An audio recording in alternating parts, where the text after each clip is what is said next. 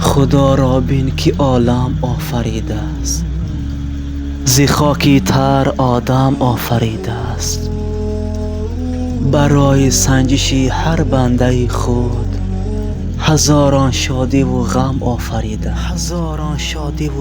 کاش کو با کو می رسی، کاش آدم به آدم نی. آخر چرا؟ زیرا از دیدن بعض انسان ها دلها را داغدار می کند.